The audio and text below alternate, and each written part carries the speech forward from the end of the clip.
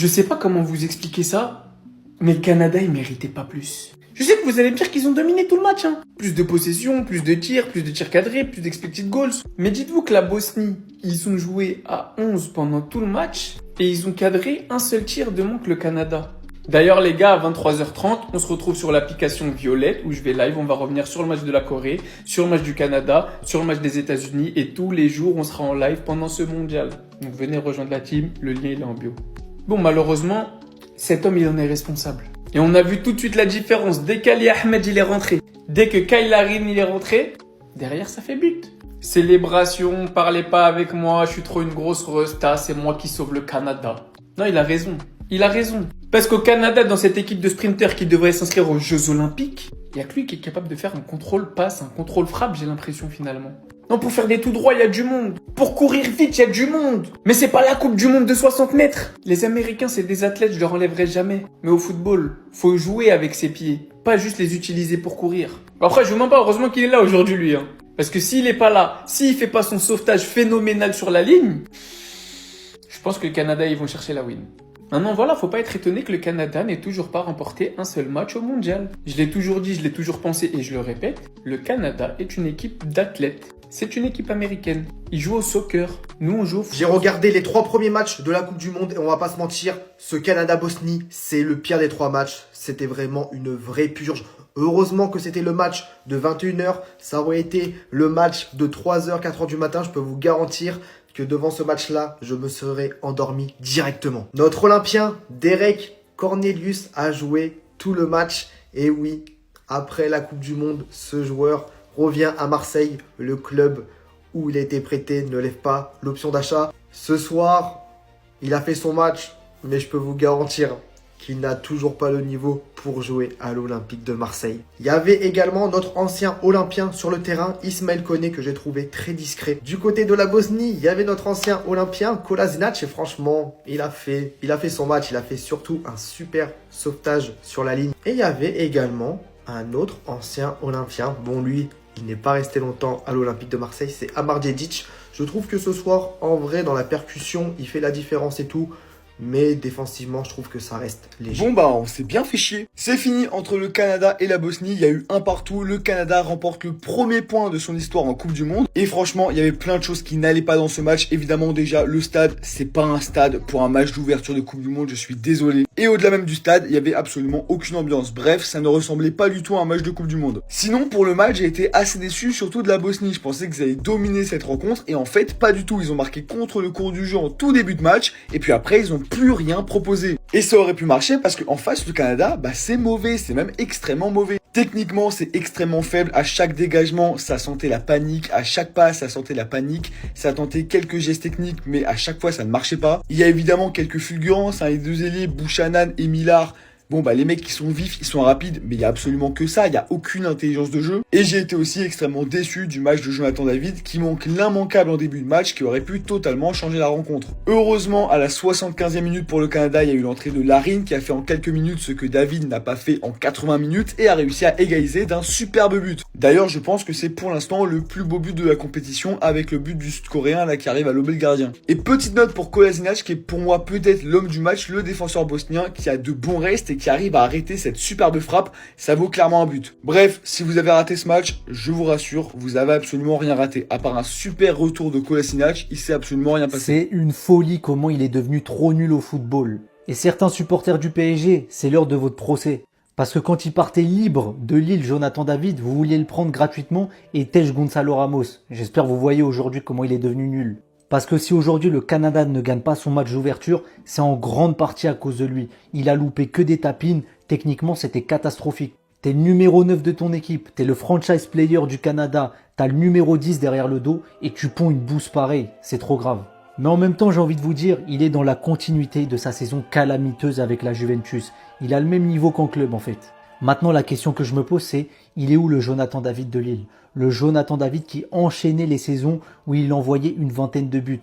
Le Jonathan David qui lors de sa dernière saison avec Lille, il a planté 9 buts en Ligue des Champions et 4 passes D en 12 matchs. Il avait mis doublé contre l'Atlético, il avait marqué contre le Real, il était bouillant.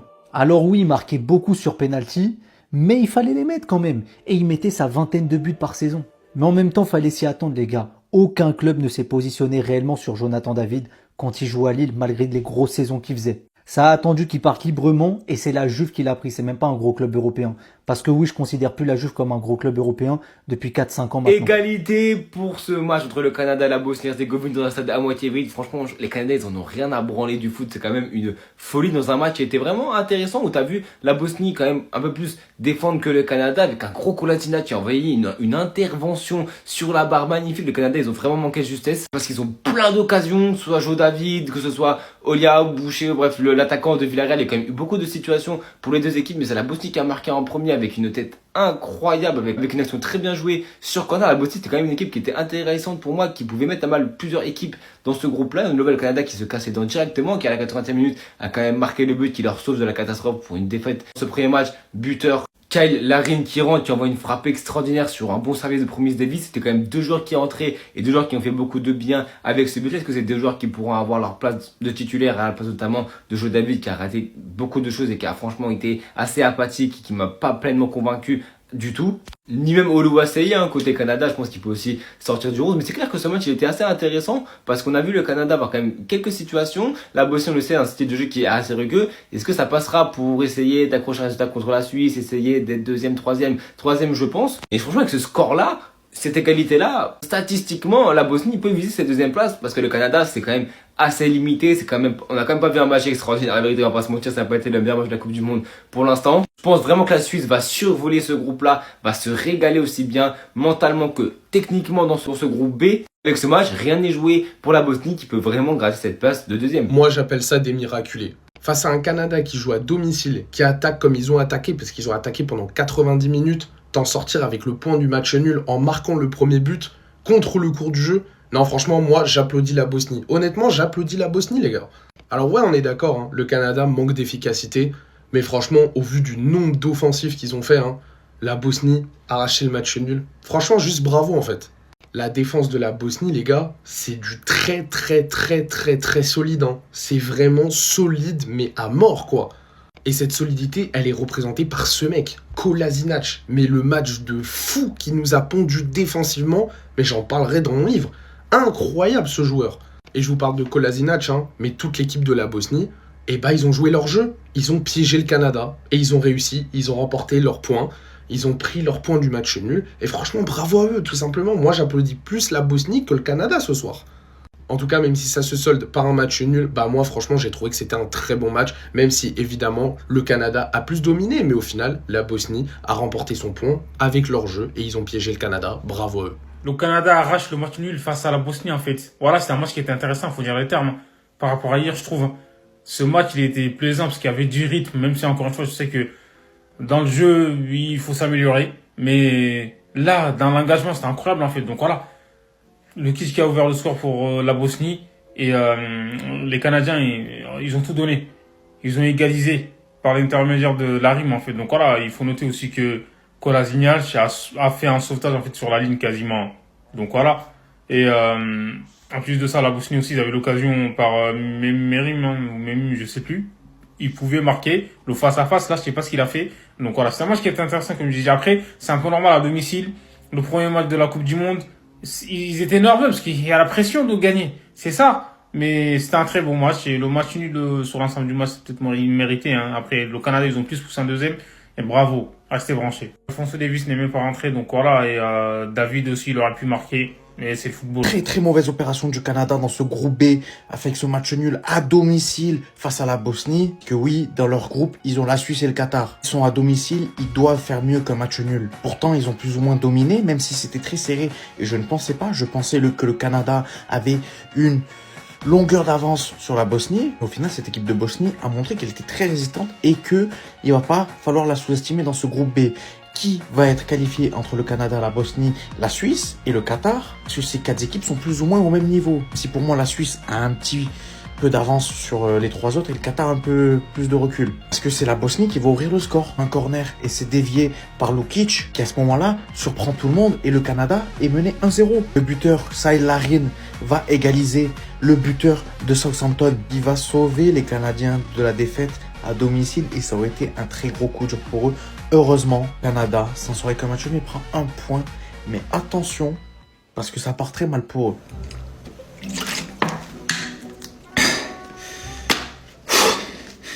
Les gars, il fallait nous prévenir. Hein. Je vous jure, il fallait nous prévenir. Non, parce que nous, on nous dit Coupe du Monde. Bien sûr qu'on est hype. Bien sûr qu'on est préparé. Mais là, en fait, jusqu'à samedi, ça va être dur. Hein. C'est déjà très long. Hein. Parce que là, les matchs, préparez la serviette un petit peu mouillée, mouillez-vous la nuque, prenez une bouteille d'eau, c'est important. Hein. Parce que sinon, tu t'endors. Sinon, c'est trop dangereux. Ce soir, Canada-Bosnie. Déjà l'affiche, bon, quand tu la vois, tu sais pas ce que tu vas faire dans la soirée. Tu allumes le match. Waouh. Là, je sais même pas comment actuellement je suis encore debout. Comment je peux vous faire ce débrief. Comment je ne me suis pas endormi devant ce match. Je sais pas. Et à Afrique du Sud, Mexique, c'est pareil. Hein. Il y a que le match de la Corée. Apparemment, c'était pas mal. Moi, 4 heures, je dormais, je vous avoue. Et pour le moment, là, ce début de Coupe du Monde, les 2 matchs que j'ai vus, waouh. C'est pour ça, il faut attendre samedi, il faut attendre le Maroc-Brésil. Et après, ça va partir.